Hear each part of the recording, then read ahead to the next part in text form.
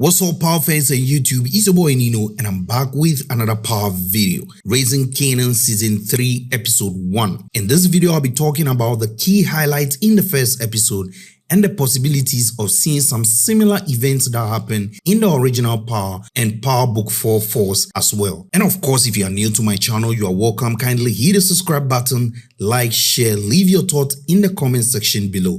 Now let's get straight into episode 1 of Raising Kanan Season 3. Well, I must say the first episode is fire, and I can see the reason why Season 4 has already been renewed for production. In this first episode, we have seen the aftermath of the war that ended the last season and the status of every character. Nique's brother Ronnie is back from prison, and trust me, things are going to be different for Nique. Now, if you have watched Power Book 4 Force, Jernard and Diamond storyline is likely to play out between Nique and Ronnie, where Ronnie established the fact that he made Nique the head of the game. Similar thing to Jernard taking over CBI when his brother Diamond went inside. Now, another similarities I've noticed is Ronnie still feels things should be done the same way it was before he went inside, while Nique thinks things have changed. From the little conversation Nique and his brother had so far, you can see that there will be a lot of disagreement between these two, just like the CBI boys. I also see a case of Ronnie studying the game now and running his own things later. Most of the times when people inside come out,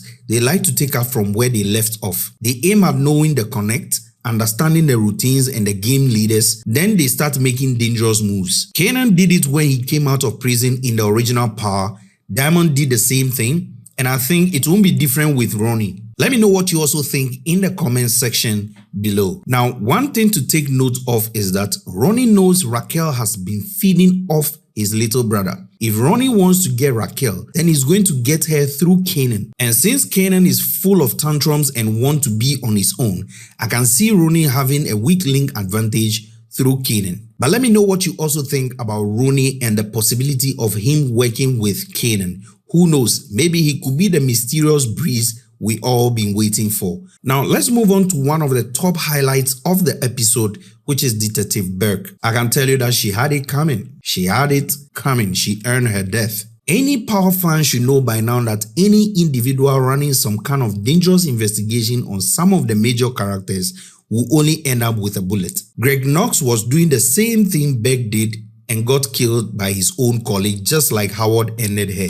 People like Jabari, who was not even near being a police, was running another dangerous investigation on Tariq and the Tahares and got himself killed. Even Sax, who was one of the longest serving character apart from Tommy, Tariq and Tasha, got himself killed by the same man he freed from prison. So ever since Burke started becoming obsessed with this Howard and Kanan case, she automatically earned her death, and it's just a matter of time before she catch a hot one. And I must say the right person to do it was Howard. Burke was a smart cop, by the way, because it took her observation and perseverance to bring a great history between Howard and Raquel to light. And she also contributed to we the audience knowing some informations, especially things that happened in the past. Only that she was overconfident and didn't know when to wait for the right time to strike. She became openly suspicious without knowing the level of risk involved. It was evident that she was a novice in the police force because even her only contingency plan was poorly executed, such that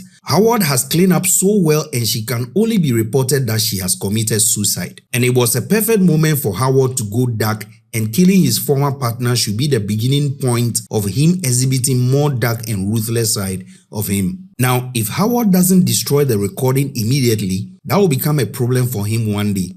We all know Power Universe and recordings. They are always a piece of solving future puzzles. So I believe he will discard that recording very well or risk exposing himself one day. But let me know what you also think in the comment section. But if I must juxtapose any of the Power Universe scenes, I will say Detective Burke died just like Greg Knox. Now let's move on and talk about Uncle Lulu. I think Kanan and Lou now feel the same way about Raquel. They seem tired of her lies and how manipulative she has become. Now Raquel says she's out of the game. She sounded like Ghost, but we all know she isn't serious about it. I feel her decision to say she's out is as a result of how close she was to death in the last season finale. But I don't think Raquel will give up like that. Not when Kanan is now about to enter deep into the game, and not when Ronnie is now out of prison. Why do I say so? When Lulu wanted out in the last season so he can focus on his music producing, she said he's not going anywhere and there is no getting out. And on top of that, Lulu got no choice and that she owns him. So now that Raquel is saying she's out, there is no way that will be easy for her considering the state of even Lulu and how he feels like he has lost everything because of her. Now in Power, once someone starts to drink a lot to clear his head, that person will start making bad decisions here and there. So a character in Power with alcohol is similar to Disaster. We saw that with Ghost when his drinking habit started again. We also saw how Vic turned out after excessive drinking and how he even became a snitch or a CI to the police. So seeing Lulu resort to alcohol amidst all these issues surrounding him, the cops and his sister feels like Lulu might lose it soon. I just hope he doesn't become a snitch on his sister just like Vic became a snitch on his sister.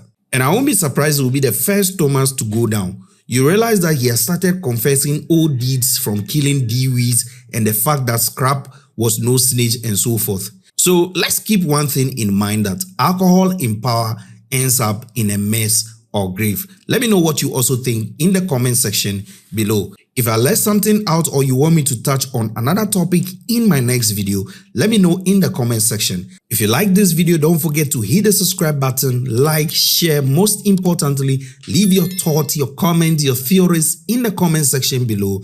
Catch you in my next video. It's your boy Nino. Thanks for watching.